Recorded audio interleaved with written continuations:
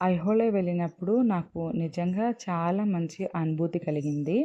మనం సాధారణంగా గుడికి వెళ్ళి దేవుడిని దర్శించుకొని కాసేపు అక్కడ ఉండి తిరిగి వచ్చేస్తాము. కానీ ఐహోళే అలా కాదు.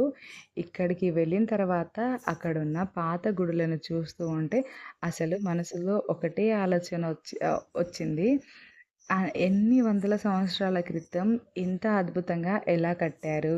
అదే ఐహోళే ప్రత్యేకత. కర్ణాటక బాగల్‌కోట్ జిల్లాలో ఉన్న ఐహోళే భారతదేశంలో పాత దేవాలయాల నిర్మాణానికి చాలా ముఖ్యమైన ప్రదేశంగా చెబుతారు. ఇక్కడ ఒక గుడి మాత్రమే ఉండదు.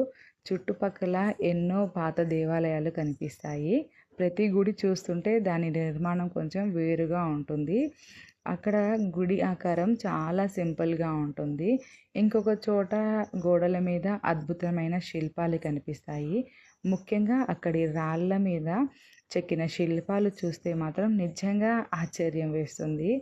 దేవుళ్ళ రూపాలు, మనుషుల రూపాలు, జంతువుల రూపాలు ఇలా చాలా చిన్న చిన్న విషయాలను కూడా రాళ్ళ మీద ఎంతో అందంగా చెక్కారు. ఇప్పుడంటే మన దగ్గర మంచి మిషన్స్ ఉన్నాయి.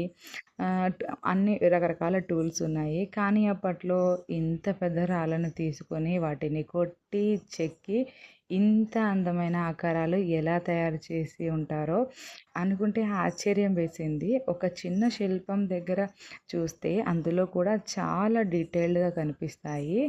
ఆ కాలంలో శిల్పాలు ఎంత ఓపికగా పనిచేసి ఉంటారో ఊహించుకుంటేనే వావ్ అనిపించింది. ఇంకొక విషయం నాకు చాలా బాగా నచ్చింది. ఎన్ని వందల సంవత్సరాలు గడిచిపోయినా ఈ గుడులు ఇప్పటికీ మన కళ్ళ ముందు ఉన్నాయి.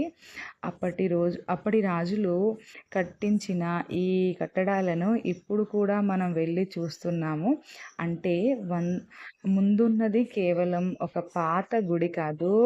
మన పూర్వీకులు మనకి వదిలి వెళ్ళిన ఒక జ్ఞాపకం.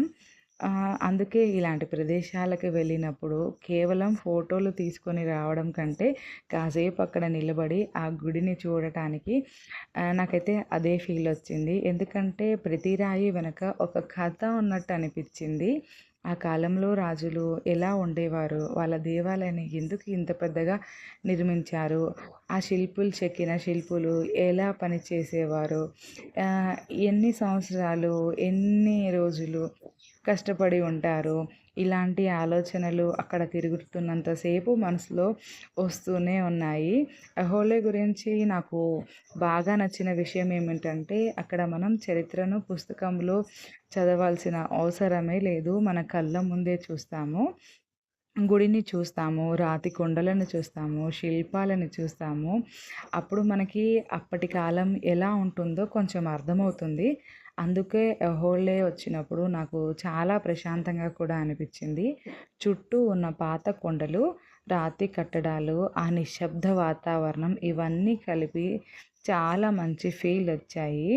ఇక్కడికి వచ్చిన తర్వాత నాకు ఒక విషయం అనిపించింది. మన ప్రదేశంలో మనకి తెలియని ఇలాంటి అద్భుతమైన ప్రదేశాలు ఇంకా ఎన్నో ఉన్నాయని. మన చుట్టూ ఉన్న ఇలాంటి ప్రదేశాలను మనం తెలుసుకోవాలి, చూడాలి, మన పిల్లలకి కూడా చూపించాలి.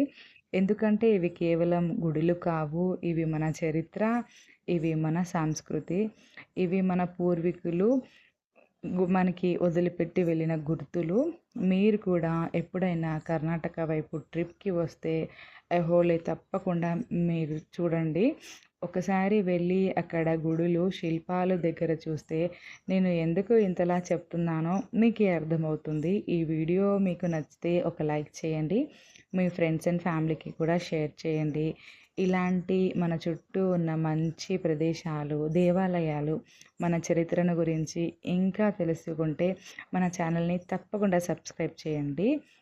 మీ యొక్క సబ్స్క్రైబ్ నాకు చాలా పెద్ద సపోర్ట్. మీ అందరి సపోర్ట్ ఇలానే ఉండాలని కోరుకుంటున్నాను. సో ఇలాంటి మంచి ప్లేస్ అయితే చూసినందుకు నాకు చాలా హ్యాపీ అనిపించింది. అందులో పిల్లలు చూస్తూ, టచ్ చేస్తూ అసలు ఆ ఫీల్ చాలా మంచిగా అనిపించింది. ఈ వీడియో నచ్చితే తప్పకుండా మీరెవరికైనా చూపించాలి అనుకుంటే తప్పకుండా షేర్ చేయండి. చూడండి అసలు చిన్న రాయి మీద ఎంత బాగా చెక్కి ఉంటారు. వాళ్ళకి ఎన్ని రోజులు, సంవత్సరాలు ఎంతలా కష్టపడి ఉంటారు. వాళ్ళ కష్టం నాకు ఇవన్నీ చూస్తే నిజంగా వాళ్ళు ఎంత కష్టపడ్డారో అనిపించింది. చూడండి ఇక్కడ ఎంత అద్భుతంగా ఉందో. నేనైతే ఇలాంటి ప్లేస్‌కెళ్ళినందుకు చాలా హ్యాపీ. అండ్ ఈ ప్లేస్ మేము విజిట్ చేసింది మా చిన్న బాబు బర్త్‌డే రోజు. సో, ఆ రోజు మేము ఎర్లీ మార్నింగ్ వెళ్ళి అన్ని ప్లేసెస్ అయితే చూసాము. సో, మరీ ముఖ్యంగా చాళుక్య రాజులు బాదామిలో నాకు దగ్గర ప్లేస్, అందుకోసమని ఎప్పటినుంచో వెళ్ళాలి అనుకున్నాను. సో, ఒక గుడ్ డే కలిసొచ్చింది. సో, వెళ్ళి నేను చూసాను. అండ్ నా ఫీలింగ్స్ మీతో కూడా చెప్పుకుంటూ, మీకు కూడా ఈ వీడియో నచ్చిందనే అనుకుంటున్నాను. మీరు కూడా లాంగ్‌లో ఉన్న ఈ వీడియో ద్వారా మీరు కూడా ఈ ప్లేస్ చూసారని నేను భావిస్తున్నాను. అండ్ నా ఛానల్‌ని తప్పకుండా సబ్స్క్రైబ్ చేయండి. ఎవరైనా కొత్తగా నా ఛానల్‌లో వీడియోస్ ఎవరైనా చూస్తూ ఉంటే thanks for watching. Thanks for your time. ఇంకొక మంచి వీడియోతో మళ్ళీ కలుస్తాను.